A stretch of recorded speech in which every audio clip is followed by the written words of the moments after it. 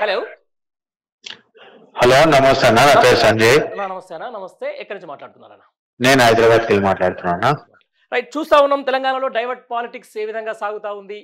మొత్తానికి లగ్జరీలకు సంబంధించిన దాంట్లో ఫార్మాసిటీ రైతులు ఓ వైపు దాడి చేస్తుంటే వాళ్ళకు కూడా రాజకీయం ఆపాదిస్తూ ఉన్నారు.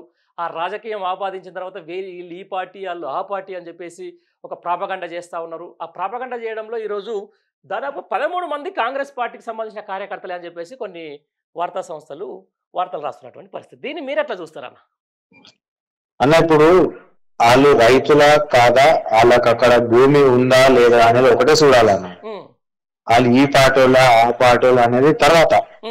సరే, వాళ్ళు కాంగ్రెస్ పార్టీలని మళ్ళా ఫోటోలు వచ్చినాయి, అదంతా ఓకే.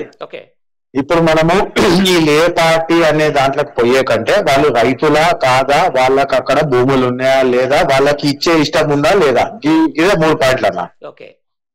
ఇంకోటి, వీళ్ళు ఫస్ట్ ఏదైతే మనకు పథకాలు ఇస్తామని చెప్పారో ఆ పథకాల మీద దృష్టి పెడితే మంచిగా ఉంటది. ఇప్పుడు తులం బంగారం కానివ్వండి, అండ్ అట్లనే మళ్ళా వృద్ధుల పింఛన్ పెంచుతామన్నారు. ఇవన్నిటికేమో ఈడ పైసలు లేవు, పైసలు వచ్చినాక ఇస్తామని చెప్పి కాంగ్రెస్ పార్టీలో చెప్తారు. మన జగ్గారెడ్డి చెప్పిండు, మేము ఇచ్చినాం అవును, కానీ పైసలు లేవని మాకు ముందుగానే తెలుసు, కానీ పైసలు వచ్చినాక ఇస్తామని అన్నాడు. ఈయన రేవంత్ రెడ్డి సాబ్ ఏమంటాడు, ఈ నెల తెచ్చుకో, వచ్చే నెల మాఫ్ చేస్తా, ఒక 15 ఆగస్టు 15 అన్నాడు, దేవుళ్ళ మీద ఓట్లు తిన్నాడు, మళ్ళా 100 రోజులు అయిపోయింది, ఆడదానికి వస్తుంది. అందరికి తెలుసు, ఇది మొత్తం తెలంగాణలో తెలుసు, వీళ్ళకు పరిపాలన చేతన అయితలేదు, వీళ్ళు ఏదైతే చెప్తున్నారో చేయలేకపోతున్నారు. అవిటి మీద వీళ్ళు దృష్టి పెట్టకుండా ఇవాళ మూసి అని, ఇది ఫార్మాసిటీ అని, ఆ మొత్తం అందరినీ బుల్డోజ్ చేసుకుండా ఎవ్వడు వచ్చినా అడ్డం మేము వెళ్ళిపోతాం, మేము చేస్తామంటే సరే చేయరు భయ్, ఫస్ట్ మీరు చెప్పింది చేయరు, చెప్పండి తర్వాత చేయద్దు.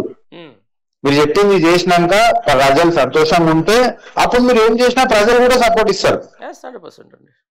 అట్లా కాకుండా మేము చెప్పింది అయితే తర్వాత చేస్తాం, ఫస్ట్ చెప్పండి చేస్తామంటే ఎవరి కోసం చేస్తున్నట్టు? ఇప్పుడు ప్రజల కోసమే కదన్నా. ప్రజలు అడిగిరా మీకు ఆ ఫార్మాసిటీ పెట్టరు అని? కుల్ల కనిపిస్తుంది కదా వ్యతిరేకత.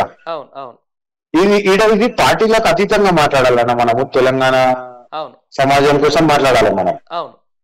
ఇప్పుడు మీరు పవర్ లోకి రాకముందు మేము ఖాళీ బీఆర్ఎస్ వాళ్ళకి చేస్తాం, కాంగ్రెస్ వాళ్ళకి చేస్తాం అని చెప్పలే కదా. అందరూ సబ్బండ వర్గాలకు చేస్తే ఈరోజు తెలంగాణ రాష్ట్రంలోకి అధికారంలోకి వచ్చారు. మళ్ళీ ఇవాళ ప్రజల నుంచి వ్యతిరేకత వస్తే వీళ్ళు ఆ పార్టీలు ఈ పార్టీలను ఎట్లా అంటారు?